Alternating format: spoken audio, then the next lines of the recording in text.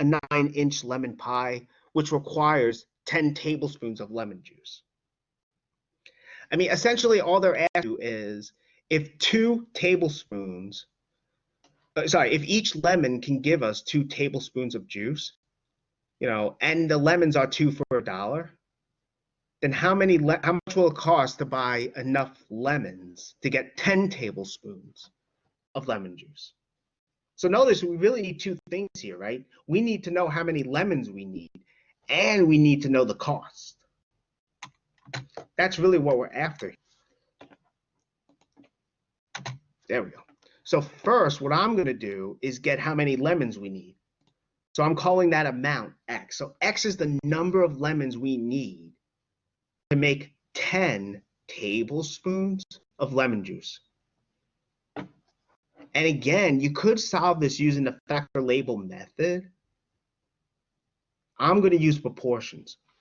So we know that 2 tablespoons can come from one lemon, right? So I wrote the rate this way.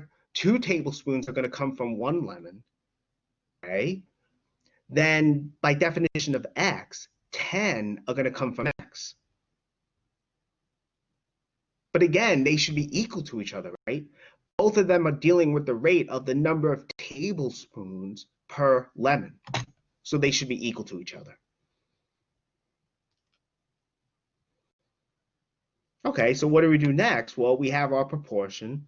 Let's solve for X. So that's without the units, okay? Then what do? We cross multiply, right? We have 2 times X. That's how we got the left side over here. 10 times 1 is 10. Okay, and then as usual, we divide both sides by 2, and we get X is 5.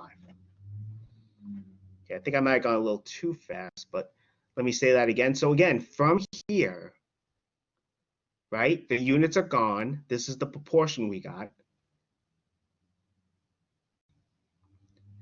To get to the next line, we use cross products. That is, we cross multiply. 2 times X is 1 times 10 over here. 1 times 10 is just 10. We want X all alone, so we want to get the 2 out.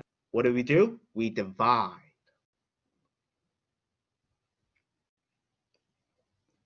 And on the left, we'll get X. On the right side, we get 10 over 2, which is 5.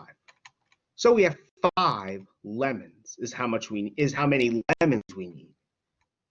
But we're not done with the problem, are we? Because they're asking for the cost. So how do we do that?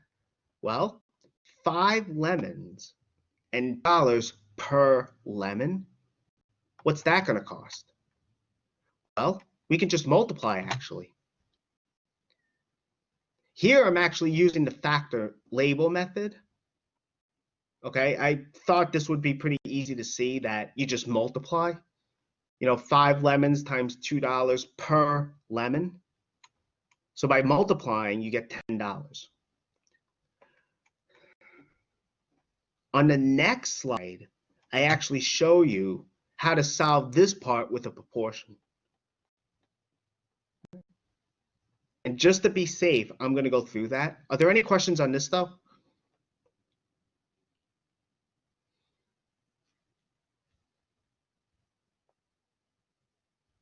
I think that's a no. So I'm just going to show how I got the rest here. Once we know there are 5 lemons, how we get the rest using a proportion.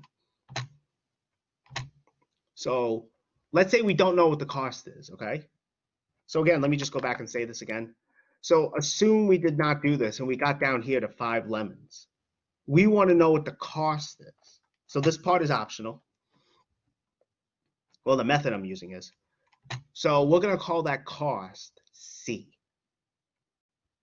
Okay, well then what? Well, if 1 lemon costs $2, right? Wait, did I get it backwards? Oh, I got it backwards, didn't I? Wait. Okay, you know what? Let me skip this part. So I think I got I got the units backwards, didn't I? Okay. Should be 2 over 1. All right, we'll skip this part then. Sorry about that.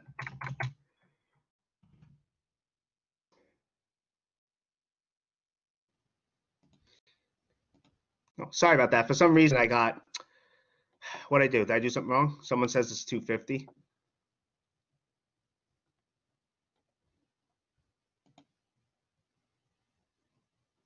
Okay. Okay, so I got the, let me see. I got that part wrong because I did something silly. I messed up the units. I mean, I guess I could fix it real quickly. Okay. Let me just, well, I guess I could actually that quickly. Yeah, let me just, I'll come back to this. I don't want to spend too much time on this, but basically, again, you would end up getting the same thing. You would get $10. That's all.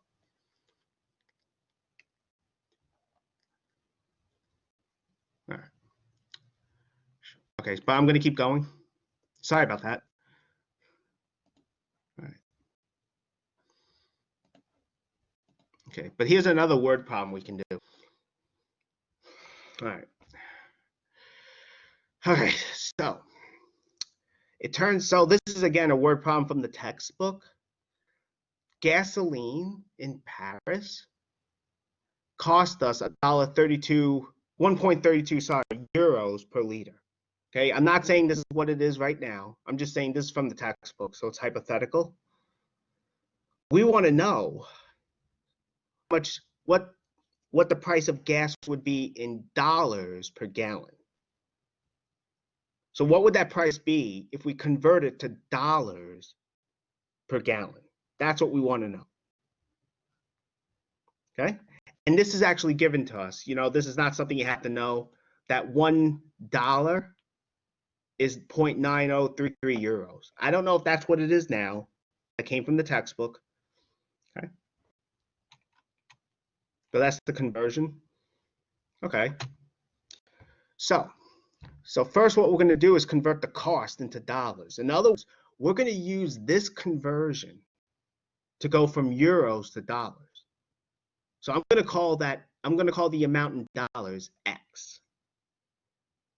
So X is the amount in dollars of 1.32 euros. Again, you can use the factor label method. I'm going to use proportions. So we have X dollars, right?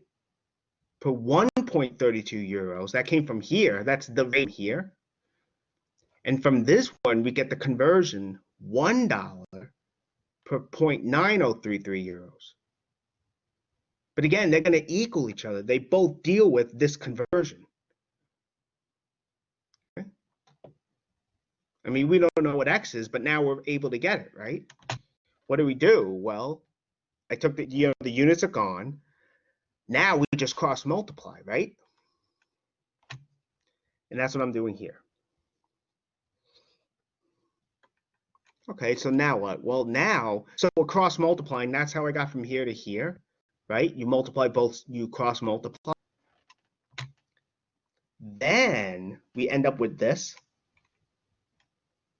And so what do? We divide, right? Because we want X all alone. We want the 0.9033 out, so we divide. And we end up with this, okay? And I'm pretty sure that's right. Let me just double check. Let me double check quickly.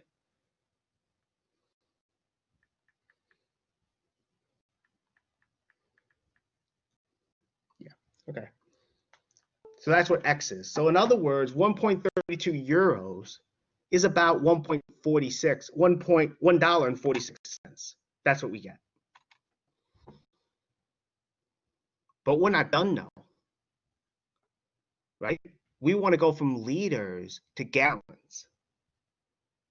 We want to go from liters to gallons. So we're not quite done yet, okay? What we do have is this conversion. If you were to look at that table that's in the notes, you would have this conversion. So we know 1 gallon is this many liters, and we basically want to figure out how many gallons is 1 liter. So we're going to do a unit conversion. That's what I'm doing here. Well, here I'm using the factor label method, actually. Okay, so this part this is how we did it last time. I'm also going to show you using proportions. And that's what I'm going to do here. So I'm going to say, okay, well, let's say we don't know the number of gallons, so I'm going to call it B. I don't want to call it X because X stood for something else. Okay? So if we're using a proportion to get how many gallons we have from liter, so I'm going to call B how many gallons are in 1 liter. So we have this conversion that's over here, 1 gallon over 3.785 liters, right? But B, gallons, 1 liter, right? Well, again, they both are rates. They both have to equal to each other, because they both deal with that conversion from gallon to liter. So they're both equal, and now we just solve for B.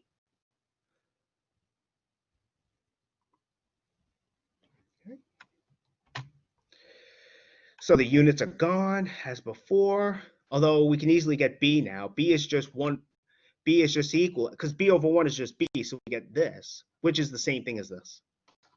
So here I rounded to 2 decimal places, and we get the price per gallon. So this came from before. You know, this is what X was, okay? Here, this is what we just got.